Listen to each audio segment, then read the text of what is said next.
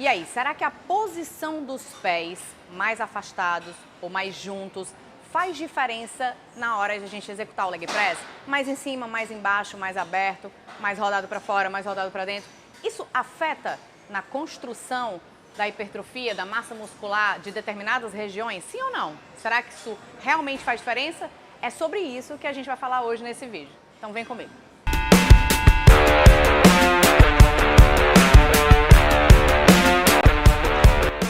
A primeira coisa que vocês precisam entender é que tudo no nosso corpo é conectado. Tudo, absolutamente tudo. Se, por exemplo, eu tenho uma pisada que é mais para fora ou mais para dentro, isso pode interferir no meu joelho, no meu quadril, do quadril e para o ombro e assim sucessivamente. Então, se todo o nosso corpo é conectado, a segunda coisa que a gente precisa entender é como que esse músculo ele tem a ação sobre um exercício. O nosso músculo, ele é conectado com o nosso corpo através de uma origem e de uma inserção, ou seja, aonde ele começa e aonde ele termina. Vou dar um exemplo para vocês, só para vocês entenderem. O músculo do quadríceps, que é um músculo grande, tá? Que é composto por 4 porções, que é vasto lateral, vasto medial, vasto intermédio e reto femoral. Eles têm, alguns deles, como o reto femoral, tem uma origem diferente. Ele começa no quadril e ele termina no joelho. Logo, essa porção, ela participa do movimento da flexão do quadril. E os vastos laterais, mediais e intermédio, eles começam na base do fêmur, que é o nosso osso da perna, e terminam no joelho. Logo, eles não têm participação na flexão do quadril, apenas na extensão do joelho. Tá, Carol, pera, mas o que isso tem a ver com o fato de fazer o leg press ou o agachamento com os pés mais juntos? Ou com as pernas mais afastadas, o que isso tem a ver? Tem tudo a ver. Por quê? Aonde ele está conectado e aonde ele termina, independente de como seja isso, ele vai ter uma ação diferente dependendo da posição que essa perna esteja. Se essa perna está mais aberta, determinados músculos estão mais alongados e outros estão mais encurtados, em uma posição mais encurtada. Se está mais fechado, vice-versa. Então, hoje eu quero mostrar para vocês na prática o que diferencia quando eu faço o leg press com as pernas mais juntas e com as pernas mais afastadas, sendo elas mais altas ou sendo elas mais embaixo. O que isso diferencia? E sim, diferencia. Se você quer saber o que diferencia na prática, continua assistindo esse vídeo, mas antes, deixa o like aqui no canal, porque para fortalecer, né? Para fortalecer aqui a nossa parceria, e se inscreve no canal. Porque tem muitos vídeos que eu vou trazer para vocês sobre conteúdo de treinamento, sobre dia a dia, sobre suplementação, sobre tudo que envolve você ter resultados na academia. Então vem comigo que eu vou te mostrar agora na prática. Como eu disse anteriormente, antes de eu mostrar aqui no leg press, eu quero que vocês entendam uma coisa bem clássica. E eu vou mostrar isso como se fosse um agachamento sumô. Quando a gente está com as pernas bem afastadas, que seria classicamente o agachamento sumô, eu tenho um músculo que são os adutores mais alongados nessa posição e os abdutores e os rotadores externos do quadril, eles ficam em movimento de contração ou deveriam estar em movimento de contração.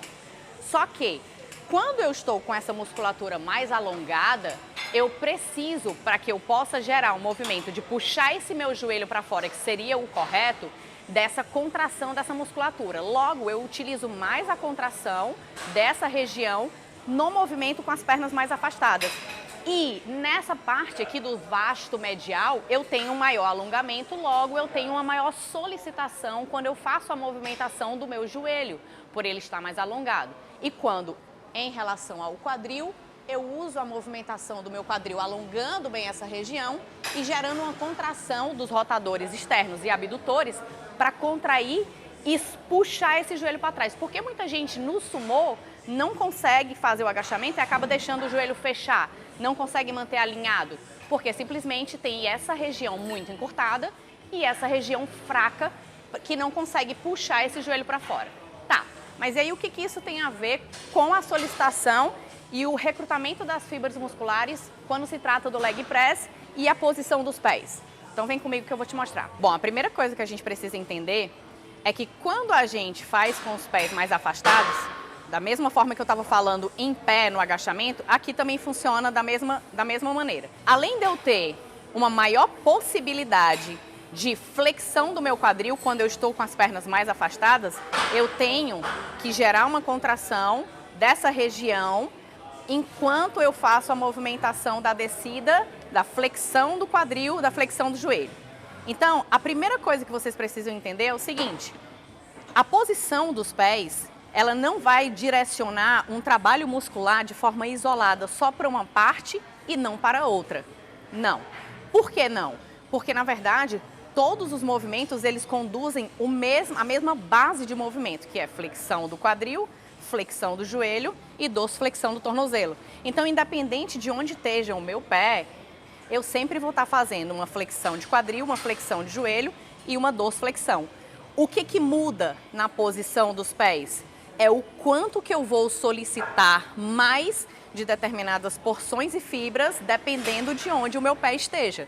Se eu estou com o pé mais afastado, eu tenho mais possibilidade de flexão do quadril, eu tenho maior alongamento dessa região e eu consigo dar uma solicitação maior para o meu vasto medial, que é a parte aqui de dentro do quadríceps. E eu tenho uma solicitação maior dessa parte posterior pelo fato do alongamento.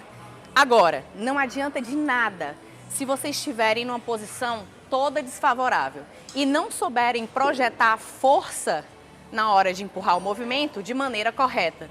Por exemplo, se você estiver com a perna afastada, normalmente você vai sentir bastante a parte posterior e o glúteo e essa região mais interna do seu quadríceps, que é o vasto medial. Mas se você tiver com as costas todas enroladas, pelve para dentro, enrolada bumbum para dentro, e botar a força toda na parte da frente do pé, não solicitando muito calcanhar, você só vai sentir às vezes dor no joelho.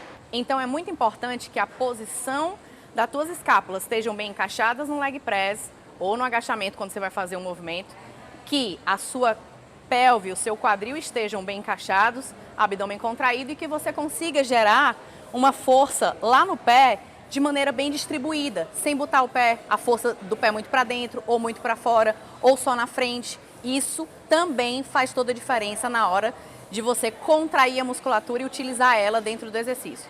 Então, quando eu faço com os pés mais juntos, eu reduzo a possibilidade de uma maior flexão de quadril, exatamente pelo fato de haver uma inclinação já do meu tronco aqui, tá vendo, ó, que não desce muito mais que isso.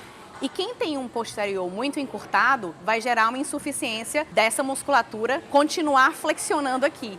A parte posterior, ela puxa e ela acaba não conseguindo flexionar tanto e limita o movimento, o que faz com que não solicite tanto o glúteo e acabe gerando mais solicitação para o quadríceps. Mas, além de trabalhar o quadríceps, a gente consegue ter uma maior porção sendo trabalhada de fibras dessa região mais externa do quadríceps, que é o vasto lateral. Quando eu fecho mais a minha perna, eu tenho uma solicitação de fibras maiores dessa região. Então, o que isso quer dizer? Imagina só que a gente tem numa construção 10 fibras trabalhando para contrair um grande músculo. Dessas 10 fibras, em alguma posição eu vou ter 8 que estão sendo mais exigidas e tem mais espaço para trabalhar, porque estão mais alongadas, e 2 ou 3 que estão mais apertadinhas, porque estão mais encurtadas pela posição dos pés e das pernas, aonde elas estão. Então elas vão trabalhar, essas que estão mais apertadinhas, mas elas vão trabalhar com menos evidência, ou seja, com menos força. Por isso, em algumas regiões dessa musculatura, dependendo da posição dos pés, eu vou estar trabalhando mais uma região do que a outra, mas não que ele não esteja trabalhando como um todo, ok? Então, para finalizar e vocês entenderem bem um contexto, quando eu trabalho com as pernas, os pés mais para baixo e mais afastados, eu tenho uma boa flexão do joelho, mas eu ainda assim trabalho posterior, quadríceps e essa parte externa, dando ênfase para esse meio aqui do vasto medial. Quando eu junto essas pernas, eu acabo trabalhando bastante o quadríceps por aumentar a flexão de joelho e por gerar aqui mais um alongamento dessa região e a utilização do vasto lateral. E se eu subir muito esse pé, seja ele aberto, vai ser a mesma ideia da parte de baixo e a parte de fechar também o que eu falei na parte de baixo. Só que qual é a diferença de eu jogar o pé mais para cima? É que eu vou ter menos flexão de joelho, logo eu vou gerar um maior alongamento dessa região. isso não significa que eu vou conseguir solicitar mais o meu posterior de coxa. Então é necessário que vocês incluam exercícios sempre isolados para o posterior e não achem que esse movimento de jogar o pé para cima vai ser suficiente para trabalhar o posterior de coxa de vocês, porque não vai, tá? Ele solicita o alongamento maior, mas se a pessoa não tiver o direcionamento de saber contrair bem e usar o quadril para usar essa parte dessa porção aqui do posterior, não vai ter uma eficiência tão grande em relação ao trabalho do posterior. E aí, vocês conseguiram entender? Coloca aqui nos comentários para mim o que vocês entenderam, o que vocês não entenderam, que eu vou estar lendo, vou estar respondendo todos vocês. Alguns comentários que vocês colocarem eu posso estar trazendo para tirar as dúvidas e sanar de uma vez. E fiquem atentos aos conteúdos que eu vou trazer para vocês em relação a treinos, a dieta, a suplemento, ao meu dia a dia, ao meu style life. E é isso. Até o próximo vídeo.